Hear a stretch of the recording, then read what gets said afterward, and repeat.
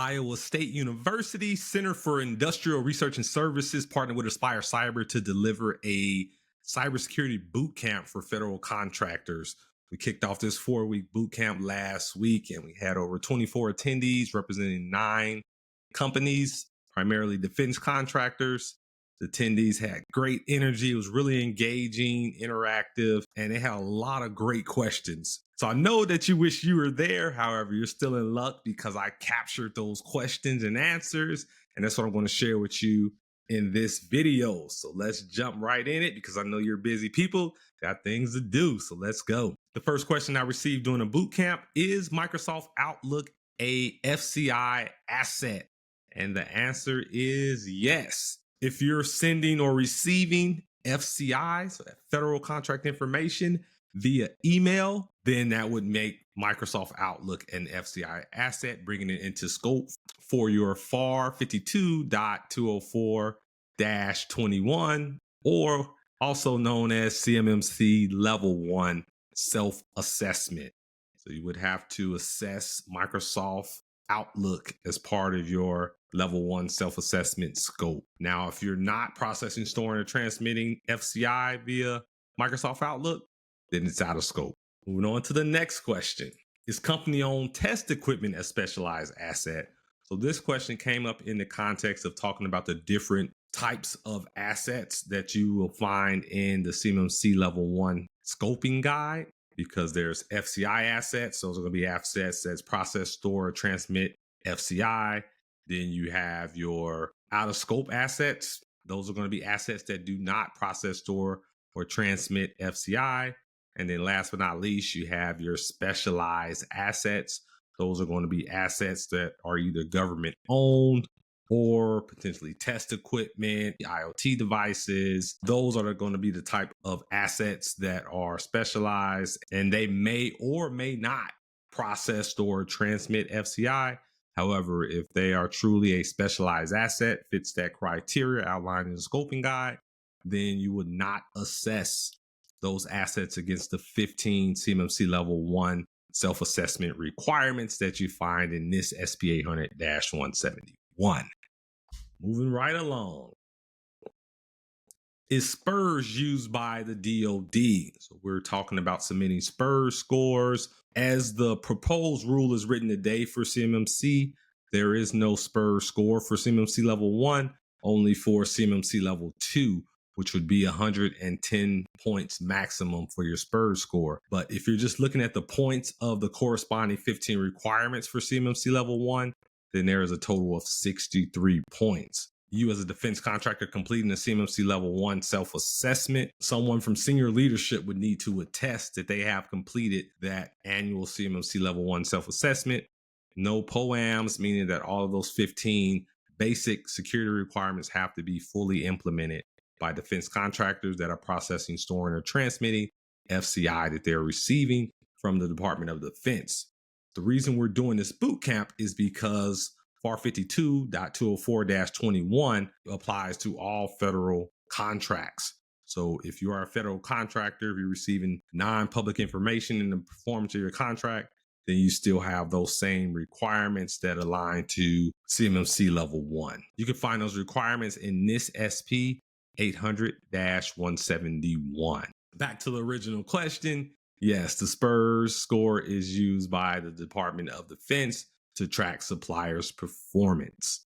Next up, can you give examples of federal contract information? Absolutely. When you think about the definition or the criteria for federal contract information, essentially it's non-public information that you're receiving in the performance of your federal government contract. So any information that's not intended to be public, it's not on a public website, it's not released in a public forum, then it's pretty safe to assume that that's going to, at a minimum, be FCI. So some examples could be proposals, vendor agreements, deliverables, timelines for your milestones, anything that's in relation to the performance of your federal contract. It would be considered FCI if it's not public information. Now, if it's information that you can go find on a public website that's hosted by the federal government or somewhere that the federal government is releasing that information publicly, then likely it's not going to be federal contract information. So any information that's not intended to be public would be FCI. Obviously, this list is not exhaustive. There's a lot more examples of FCI, but these are just a few examples that I gave in response to this question that I received during the Week 1 bootcamp. Next question, can you give examples of controlled unclassified information? Absolutely. So CUI has a lawful definition. It is more sensitive in nature, typically thinking about technical information or just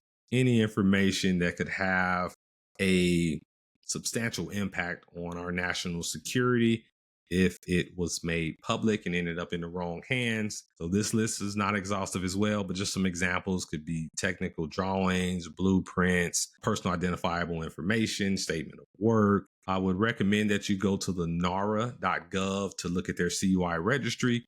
Also, the Department of Defense has a CUI registry that mirrors the NARA registry. So there you'll find a wide range of examples of CUI in the various categories for CUI. Next, is CMMC Level 2 an additional 110 requirements? This question came up when we were talking about the CMMC Level 1 requirements being 15 total. And the answer to this is no. Those 15 requirements that are part of CMMC Level 1 actually are included in the CMMC Level 2, requirements. Now, once we get to CMMC Level 3, then you have additional requirements. I believe, off the top of my head, I believe it's 39 requirements in addition to the 110 once you get to Level 3. Would the blueprint for a part that is publicly available be CUI? I had to phone a friend for this question, Melissa Barant, who is the contracting subject matter expert for CIRAS. She has over 15 years experience working as a contracting officer, various federal agencies, including the Department of Defense. And the contractor for this question, they're producing a part for their federal customer, but essentially that part is available publicly. What we got into in terms of the blueprint for producing that part likely is not going to be publicly available. And then also, if that blueprint has the distribution codes, Bravo, Charlie, Delta, Echo, Foxtrot, still remember my alphabets from the military, it would probably be considered CUI. So controlled unclassified information, and that contractor would have to protect that information as such at the level of CMMC Level 2, implementing all 110 requirements outlined in this SP 800-171. Next, should I include contractors connecting to my network via VPN on the network diagram? So as we were doing a class activity showing the attendees how to complete a network diagram, that's when this question came up. And the answer is yes. You will want to illustrate that remote access connecting to your network via VPN in your network diagram. So there's going to be a good best practice. And what I emphasized during this bootcamp is for CMMC Level 1, as of today, how the proposed rule is written, there are no documentation requirements for CMMC Level 1. It's just a self-assessment. However, you want to have those good best practices in place, and having a documented network diagram is a good best cybersecurity practice. So you know exactly what's on your network, what assets you have, and who is connecting to your network. If contractors are saving all data on a local server, do I include it on the network diagram? Yes, absolutely. All of your assets, whether they're local, cloud-based, you want to include those assets on your network diagram and in your asset inventory. Again, just cybersecurity best practices. However, once you get to CMMC Level 2, at that point, you're going to have documentation,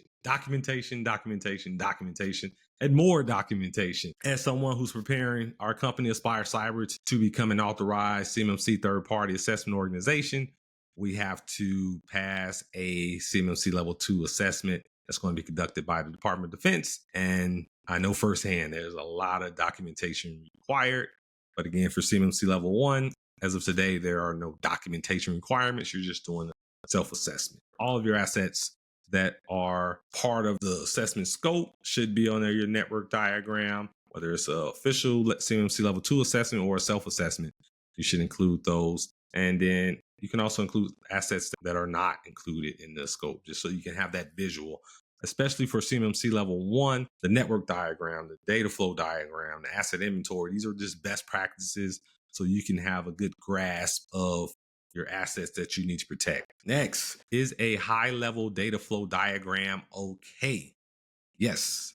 So a data flow diagram is just showing how that information is flowing once it enters your environment, whatever type of sensitive information you're handling, whether that's your trade secrets, proprietary information, FCI, CUI, customer data, whatever it is. You want to see how it enters your network, who is handling that sensitive information, how are you protecting it, and then how does it leave your organization. So think in the context of being a contractor, what's the final deliverable to your federal customer? So just being able to see that data flow going throughout your organization will help you have a good understanding of any gaps in your security protections, and also just have a full understanding of who's actually accessing it, and make sure that they have a need to know you're enforcing the least privilege principle.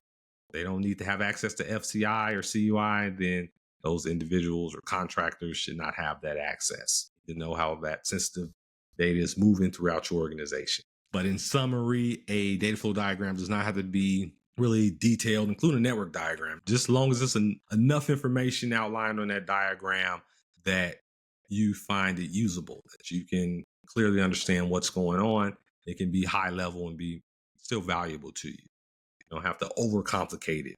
I'm big on simplifying things. Next question. How many years do I have to secure FCI? So in this SB 800-171, where the security requirements are taken from, it's not prescriptive. So it's not going to tell you how long to retain FCI. This is in the context of printed FCI, you're going to secure it for as long as needed for the duration of any specified contract or any regulatory requirements. So there's a lot of variables can come into play depending on what type of FCI you are handling. So you want to make sure that your data retention policies are aligned with any requirements related to retaining FCI. You're not going to get that granular level of guidance from the requirements. All right, next up, how to secure a multi-department cubicle farm where only one department accesses FCI. Well, in this case, we want to ensure that you have a proper physical and logical segregation between departments. Going back to least privilege and need to know, want to ensure that those other departments that do not handle FCI, they don't have a lawful purpose to do so, that they're not involved. They can't access it. They can't just walk to the next cubicle and see FCI, or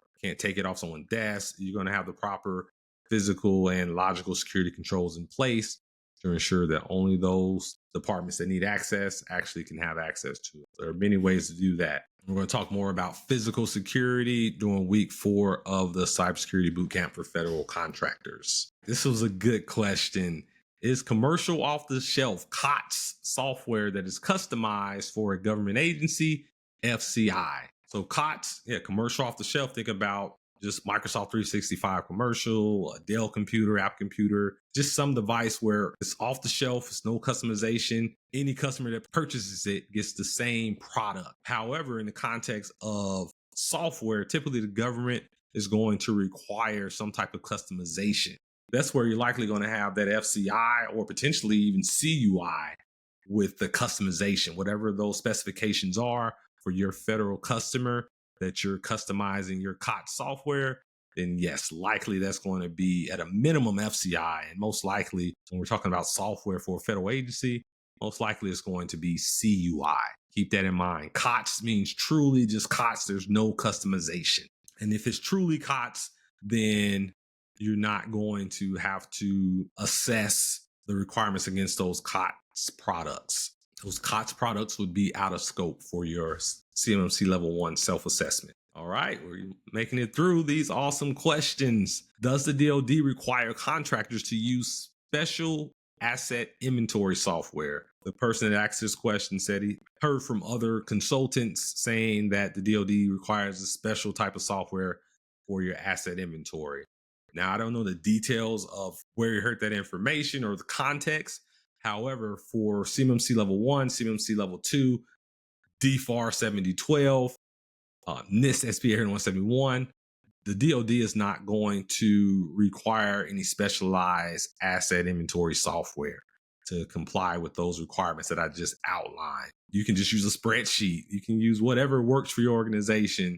You just want to have your assets inventory tracked, keep it up to date, but you don't have to purchase any specialized software in the context of those parameters that I just outlined to satisfy CMMC. That myth has been debunked.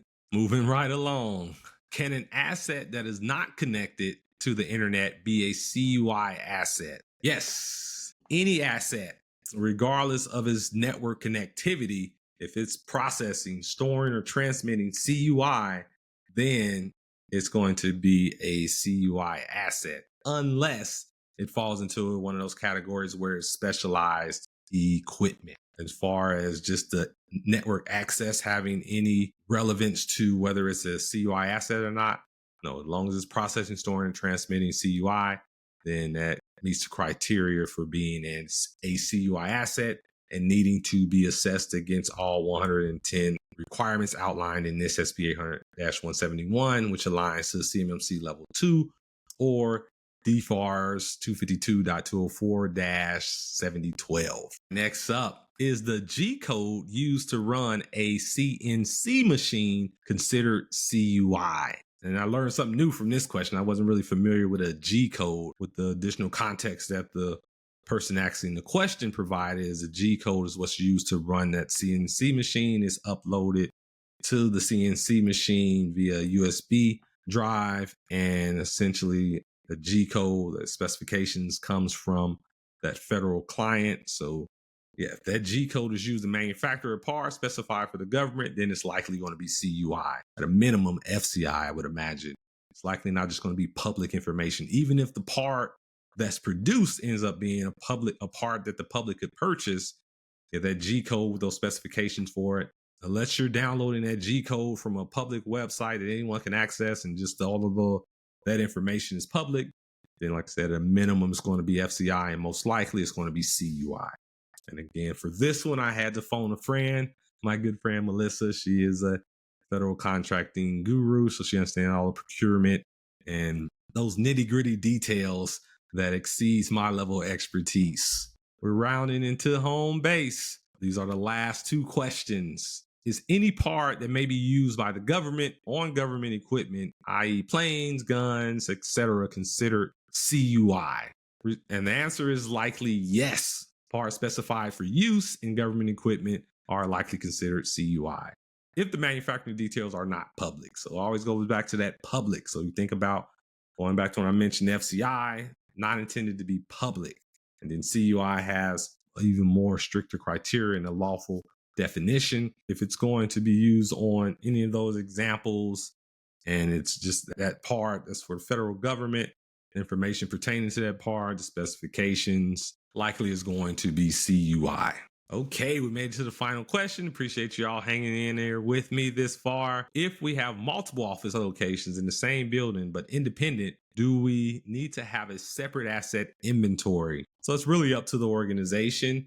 You can maintain a single asset inventory and just add an additional column for each independent office location, or you can have separate asset inventories. I would probably recommend keeping one single inventory so you can maintain and keep it updated versus having multiple asset inventories. But ultimately, it comes down to what works best for your organization. There's no one size fits all. Well, I hope you all got a lot of value from this question and answers. Again, this was week 1. It was action packed. It was booming in that session. And I really appreciated all of the feedback and interaction from the attendees. We have 3 more weeks to go, and I'll be sure to capture all of the questions and answers so I can share them with you so you can benefit, even though you're not in the session with us. But if you are interested in Aspire Cyber delivering a session for you, certainly reach out to me. I'll be happy to give you more information about how we can make that happen. All right, until next time, I'm out.